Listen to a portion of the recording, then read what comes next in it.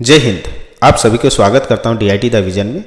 अखंड भारत का next part लेके आया हूं। और ब्रिटिश राज्य जब हमारा देश गुलाम था तो किस प्रकार से राज्य को बांटा गया था, और जब आज़ाद हुआ भारत तब भारतीय राज्य किस प्रकार से बना। तो आपको उम्मीद है कि नई जानकारी मिलेगी। तो आप लोग जो नए लोग हैं चैनल को जरूर सब्सक्राइब करिए और वीडियो को अगले किसी व्यक्तियों तक पहुँचाइए ताकि उनको लाभ हो। अंग्रेज सरकार ने हमारा अखंड भारत को 552 से अधिक टुकड़े करके हमें आज़ादी के रूप में दिया, जिन्हें जोड़कर देश बनाना असंभव था। सरदार वल्लभ भाई पटेल तथा उनके अन्य सहयोगी अथक प्रयास से एक देश का निर्माण किया जो आज का भारत है। अंग्रेज के द्वारा भारत को 4 राज्यों में बांटा गया था, A, B, C तथा D में। A में क्या ब्रिटिश प्रोविंस थे, वह राज्य जहां अंग्रेज का शासन था वो 9 थे संख्या में। B प्रिंसली स्टेट, वह राज्य जो देसी रियासत देसी राजा राजवाड़े करते थे, वो भी 9 रियासतें थे संख्या में। अब आगे आता है कि हमारा कुछ अलग प्रकार का जो C कमिश्नरी स्टेट, जो बड़े बड़े शहर हुआ करते थे, वहाँ से वो व्यापार करते थे और इस तरह की संख्या जो था वो 10 थे। और यूनियन टेरिटरी, ये केंद्र शासित प्रदेश हुआ करते थे, ये संख्या में 1 थे जो D था। तो A, B, C, D में अंग्रेजों ने 4 हिस्से में राज्यों की संख्याओं को हिंदुस्तान में बांट दिया था। अब आता है भाषाई आधार पर जब राज्य अलग होने लग गए, जब आज़ादी मिला तो एस्केधर कमेटी भाषाई आधार पर राज्यों का गठन करने के लिए सबसे पहला 1938 में एस्केधर आयोग का गठन किया गया, किंतु इसमें भाषा के आधार पर राज्यों का गठन का विरोध किया गया। JVP समिति, जवाहरलाल नेहरू, पत्ताभी सीतारमैया, सरदार वल्लभ भाई पटेल, इन्हें भी भाषाई आधार पर राज्यों का गठन का विरोध किया, क्योंकि इन समिति में भी इसका स्वीकार नहीं किया गया।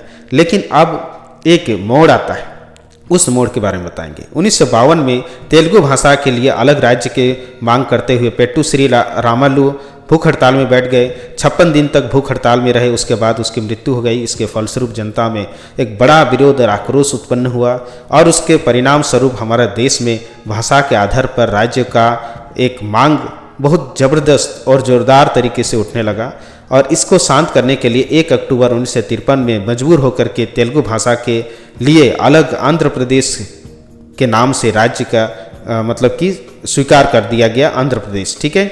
और इस प्रकार से ये आंध्र प्रदेश सबसे पहला राज्य बन गया हिंदुस्तान का भाषा के आधार पर।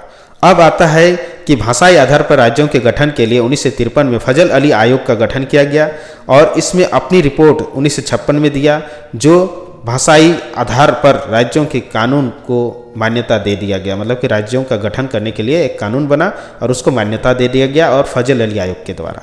इस आयोग के फलस्वरूप 7वां संविधान का संशोधन हुआ, 1956 में पारित हुआ। इसके बाद राज्य जो A, B, C, D जो अंग्रेजों के द्वारा बनाई गई थी, इनको रद्द करके भाषाई आधार पर 14 राज्य बनाया गया और 6 केंद्र शासित प्रदेश बनाए गए, जो डायरेक्ट केंद्र से उनका शासन किया जाता था।